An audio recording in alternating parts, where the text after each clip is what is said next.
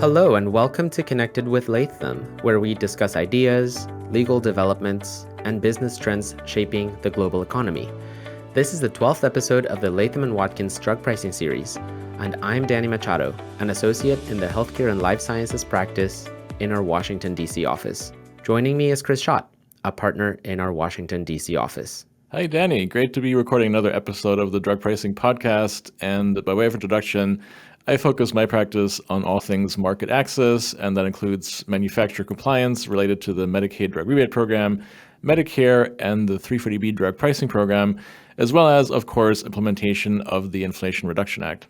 Thank you for joining the podcast today. In each episode, we focus on a specific topic that is relevant to drug pricing and on the pharmaceutical industry or the healthcare industry. And after discussing the substance, we ask the question, which Olympic sport is it like? And we have the list of Olympic sports here to see which one most resembles the topic in terms of strategy, complexity, and frankly, conflict level. So Chris, what is our topic for today? Yeah, so I just got back from the Medicaid Drug Rebate Program Summit, which is an annual conference that took place in Chicago, like every year from September 23rd to the 25th. So I can give a bit of a readout from the conference here today. Awesome. And as many of our listeners know, the MDRP Summit is the largest drug pricing conference in the United States every year, with hundreds of professionals from pharma industry, pricing, and contracting community in attendance, representatives from government agencies such as HRSA and OIG, they give their presentation, and industry experts that provide their take on important topics. And the reason we like to debrief about the conference and ideas that were discussed is that this is a place where experts share some of the most cutting edge and novel developments in the drug pricing world. Yeah, and this is definitely one of the most long-standing conferences in the market access and drug pricing space.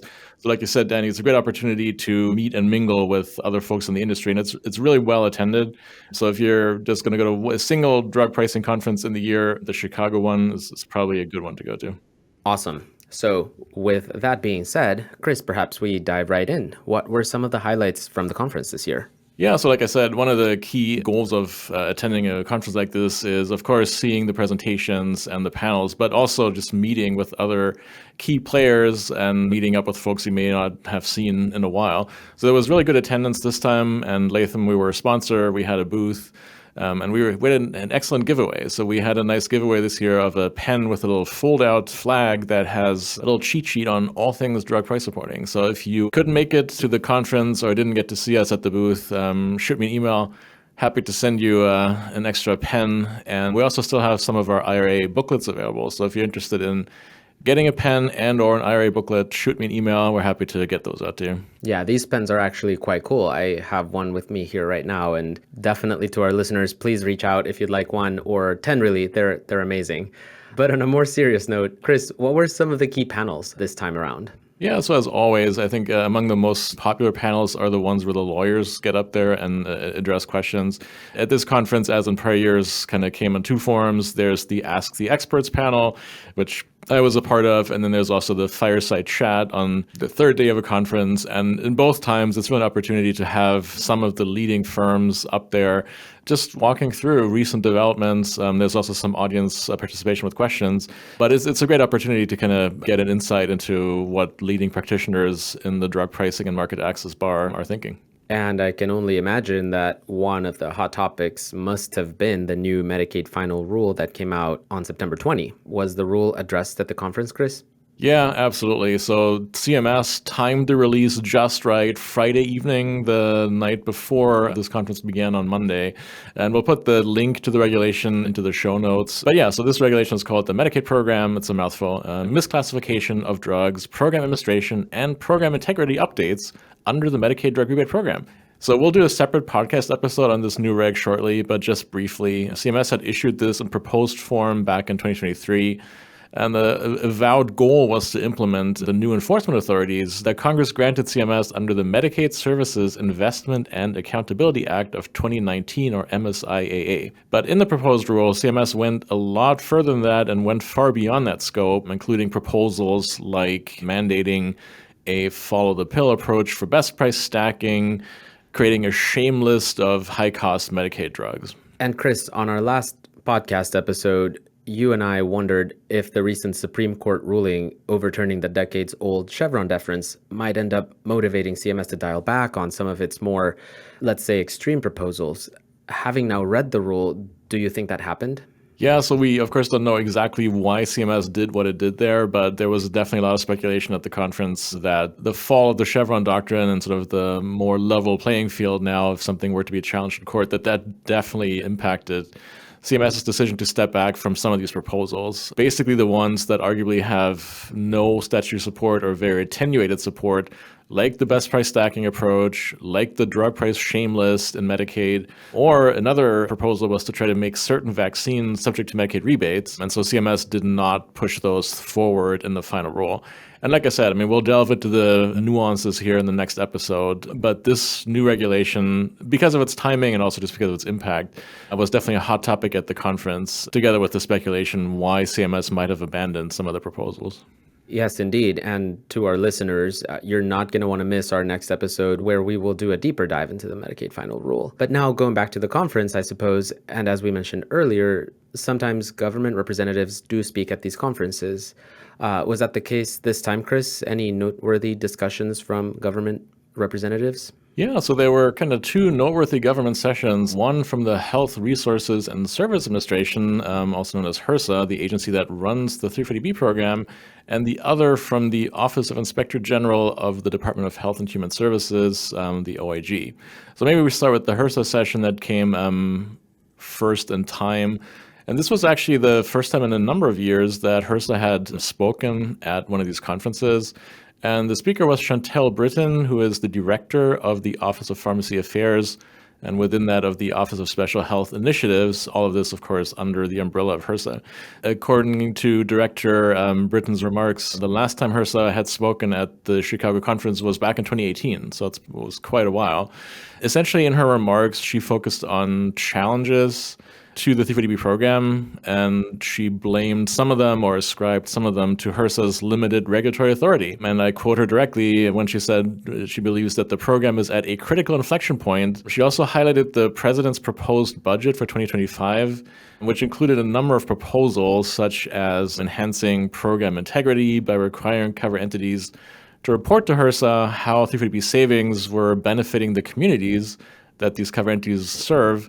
But probably more importantly for her remarks, the president's budget proposal also would provide HRSA with regulatory authority to implement this disclosure requirement, but also address contract pharmacies. And she gave a nice play on words when she said, while we work with Congress. And so she got a lot of good laughs for that. She said that HRSA will continue to leverage the authority that it currently possesses to foster and enhance integrity and transparency in the program. She also focused on continued improvements in OPAYS, the information system where manufacturers report their 340B prices and do other administrative things.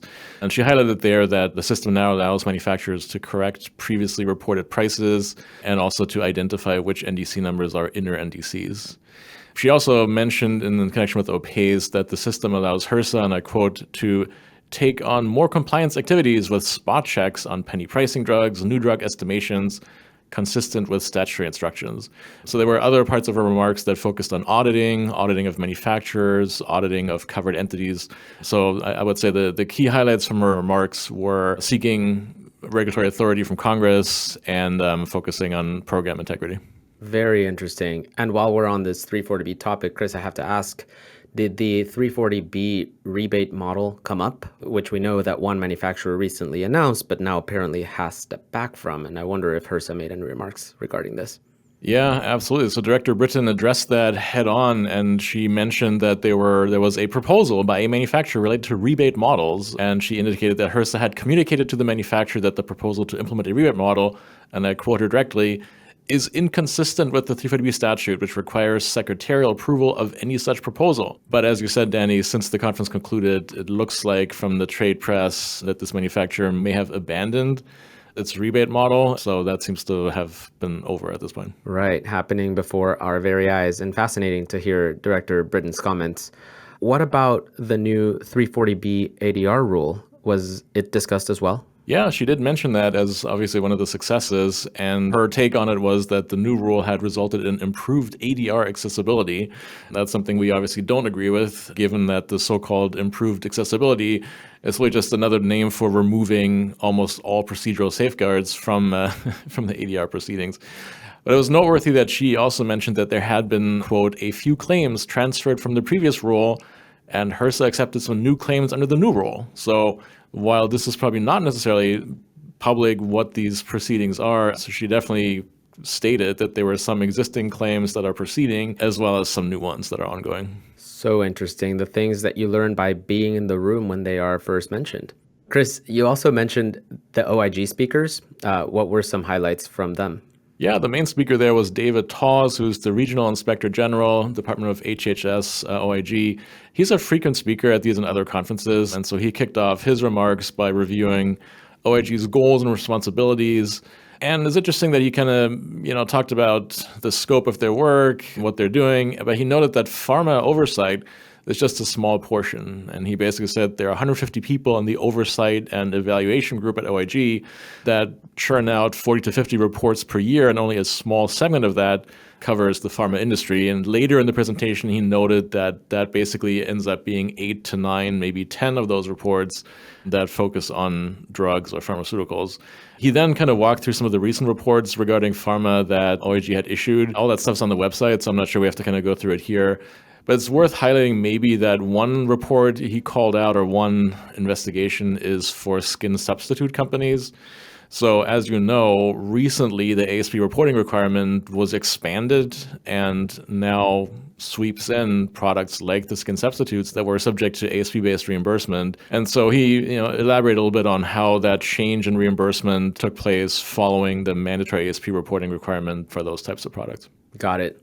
And I have to ask, any interesting discussion regarding the Inflation Reduction Act, or the IRA? Yeah, we couldn't have a podcast without getting into IRA at least a little bit. So certainly in her presentation, Director Britton of HRSA noted that OPA, or HRSA, is working with CMS to align on policy where 340B and the IRA implementation intersect. That's hopeful to know, but so far hasn't necessarily borne fruit if we look at the CMS guidance that's been issued so far. And in the OIG presentation, Inspector Tawes also focused on IRA. And I think at prior conferences, he had said that the IRA and its implementation is a key focus of OIG. And that's kind of what he reiterated here. Also stating that OIG is working closely with CMS, as you said, to identify vulnerabilities, particularly as it relates to inflation rebates under the IRA and drug price negotiations. And he also said that the OIG is looking at examining unintended consequences of the IRA. Certainly. Did we learn anything from the Q&A following the presentations of either the Director Britton from OPA or the OIG folks? Yeah, so basically after Director Britton's 340B presentation, there was sort of like a short moderated session where a moderator joined her on stage. But those questions were not really material and didn't really shed any light. Inspector Tawes from the OIG, on the other hand, just had open Q&A with the audience. And I'll just highlight one thing here. One questioner asked about how far back OIG would go in its audits.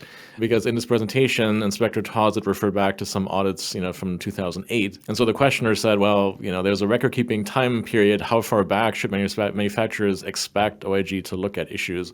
And he basically didn't get into too much detail, but said that these earlier reports he had referenced had already been concluded in prior time periods. So he didn't head-on address this issue of a certain document retention requirement that manufacturers face versus how far back can the government, or in this case OIG, go and look at prior events.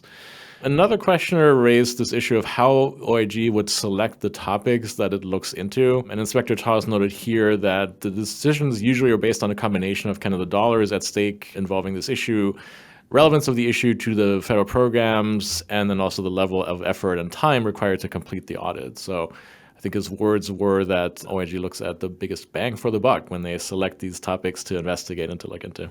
Right on. So many nuggets, and I'm sure we could spend all day talking about many of these. But as we're wrapping up, Chris, any final thoughts from the conference and what to keep an eye out for? Yeah, so it was great to connect with many friends in the industry. If you were there, thanks for coming by the booth. If you visited us, if you had to miss it, like I said at the outset, send us an email. We'll send some Latham swag your way. And stay tuned for the next episode where we'll do a deep dive on the new Medicaid regulation. Indeed. Please stay tuned. And that takes us to the question we had posed at the very beginning. What Olympic sport is it like? Chris, today you go first. What do you think? Yeah, this was a bit of a tough one. So I came up with baseball, and I picked that because it's a team sport, just like attending a conference, sponsoring a conference, having a booth, having giveaways. Definitely requires a team to do that. So quick shout out here to our marketing team, and thanks for their excellent support to making us look good here at the conference. But the other thing also I thought is, sometimes in baseball, the ball kind of ends up in the stands, right? So the audience, just like at this conference, isn't just merely there as a spectator. They kind of do get to participate in the game a little bit, right? If the ball gets caught by one of the audience members, that's a big deal. So it kind of seemed like that went a little bit in the direction of the conference, which of course is ideally more interactive with the audience. So Danny, which sport did you pick out? Well, I love baseball. Great sport and great analogies there. Today, I'm thinking of swimming. And you know why? It's probably because I'm excited to talk more in detail about the Medicaid final rule in our next episode. Today, we stayed near the surface like a swimmer. And we're talking about the various conference topics, obviously, but our listeners would and should absolutely stay tuned for our next episode where we will go from a swim into a dive. And so with that, we've come to the end of our episode. Chris, do you have an idea where should we go for our after party? Absolutely. So I happened to go to a delightful Korean barbecue restaurant just this past weekend. And Korean barbecue is my absolute favorite type of food for eating out. It's a big celebration with a lot of food, and it takes time. It's a great opportunity to hang out with people and chat. So on Sunday, I went to this place called Fire Pan Korean Barbecue and Bar, and it's based in Silver Spring, Maryland. I think they have some other locations here around town, but that was excellent food, great service. So it was a really, really great time. You've heard it, folks. Chris's favorite is Korean barbecue. So we can't wait to go. Thank you, Chris, for being a moderator. And thank you to our listeners for checking out the Latham and Watkins drug pricing series, which is part of our Connected with Latham podcast. You can subscribe and listen to new and archived episodes of Latham's podcasts on lw.com, Apple Podcasts, Spotify, or anywhere else that you listen to podcasts. If you have questions or would like additional information, please email us using the links located in the show description. We hope you'll join us again next time.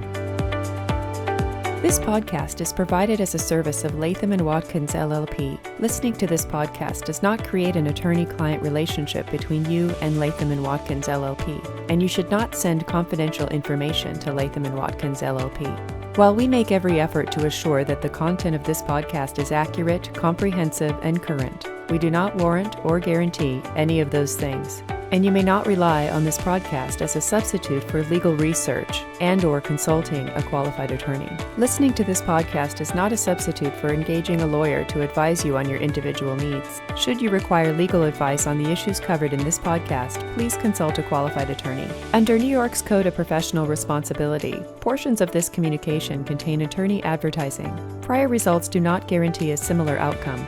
Results depend upon a variety of factors unique to each representation.